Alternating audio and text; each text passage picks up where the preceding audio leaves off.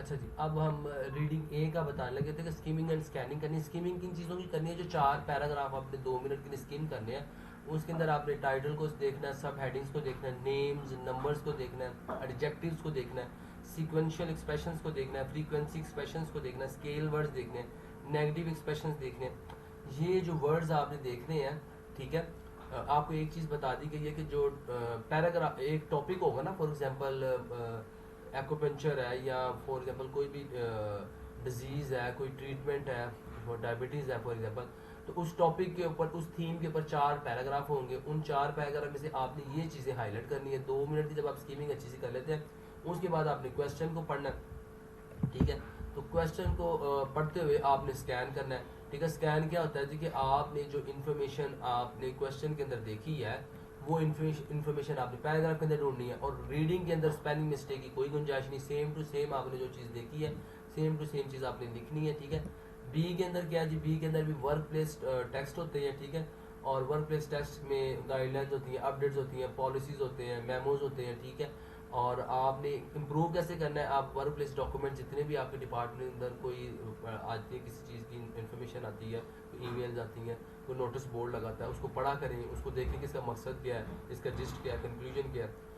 सी के अंदर भी ये कि आपके ओपिनियन बेस्ड जो आर्टिकल्स रिसर्चेज होती हैं वो पढ़ें आप, ठीक है। जर्नल्स को पढ़ें, आर्टिकल्स को पढ़ें, ज़्यादा से ज़्यादा पढ़ें, जितनी ज़्यादा। देखिए, रीडिंग सबसे टफ है। आगे एग्जाम की टेक्निक तो मैंने बताई कि अपने क्वेश्चन को कैसे अटैम्प्ट करना है, लेकिन अगर आपकी रीडिंग स्किल इंप्रूव नहीं ना, तो टेक्निक भी आपके काम नहीं आएगी पेपर लेने, क्योंकि इतना प्रेशर होता है ना, आप कंफ्यूज हो जाते हो। जब आपको पढ़ने की आदत होगी, हर रोज़ आप आधा घंटा 1 घंटा रीडिंग कर रहे हैं, आर्टिकल्स पढ़ रहे हैं, तो आप मल्टीपल चीज़ों से गो थ्रू होंगे, गुजरेंगे, आपकी जो स्किल है वो डेवलप होगी, आप डिफरेंट लैंग्वेज से एक्सपोजर होगा, आपकी वोकेबलरी डेवलप होगी। उसके बगैर आप पेपर पास नहीं कर सकते। कोई शॉर्टकट नहीं है इसको पास करने के लिए। इसको पास करने के लिए आपको अपने आप अपनी स्किल को डेवलप करना पड़ता है, ठीक है, चाहे रीडिंग है चाहे लिसनिंग है। तो ए के अंदर क्या करना है कि आपने टेक्स्ट का ग्लैंस लेना, ओवरऑल मतलब लेना कि टेक्स्ट का मतलब क्या है। तो फिर फर्दर सेक्शंस है, आपने जो उनको आंसर्स को पढ़ के लोकेट करना है, 15 मिनट के अंदर आपने हल करने की कोशिश करनी है। ये आपको आपका टाइम मैनेजमेंट आपको आनी चाहिए। जो रीडिंग दी है उसके अंदर भी यही है, क्वेश्चंस को आपने हाईलाइट करना है। जो टेक्निक यूज़ होती है इसके अंदर QAT टेक्निक यूज़ होती है। क्वेश्चंस पहले पढ़ें, फिर आंसर ऑप्शंस पढ़ें, फिर टेक्स्ट पे जाएं, और फिर जो आप अपना एलिमिनेशन टेक्निक यूज़ करते हुए बता दें, वो फर्दर आगे मैंने अपनी वीडियोज़ में बताया भी हुआ है। लेकिन अभी सिर्फ ओवरऑल इंट्रोडक्शन दे रहा हूँ OET का, तो इसलिए मैं बता रहा हूँ कि इसमें इस तरह आपने क्वेश्चन को अटैम्प्ट करना है। पहले क्वेश्चन को पढ़ें, फिर ऑप्शंस को पढ़ें, फिर पैराग्राफ को पढ़ के एलिमिनेशन टेक्निक यूज़ करके अपना क्वेश्चन अटैम्प्ट कर लें। सी के अंदर भी इसी तरह ये है कि देखिए, बी को आपने कोशिश करना है 10 मिनट के अंदर। बी और सी आपको इकट्ठा मिलेगा 15 मिनट। जब ए पेपर आपका हो जाएगा, ए आपसे वापस ले लिया जाएगा, उसके बाद आपको बी और सी दे दिया जाएगा। तो बी और सी जो होगा वो 45 मिनट का होगा।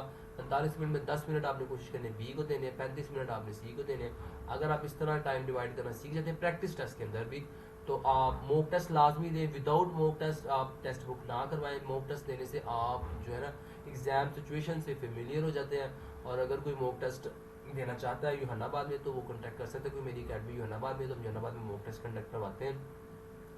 तो जूम सेशन पे भी जो मॉक टेस्ट कंडक्ट करवा दी जाते हैं, तो अगर कोई इस चीज़ के इंटरेस्टेड हो तो वो ज़रूर इस चीज़ को फॉलो करे, ठीक है।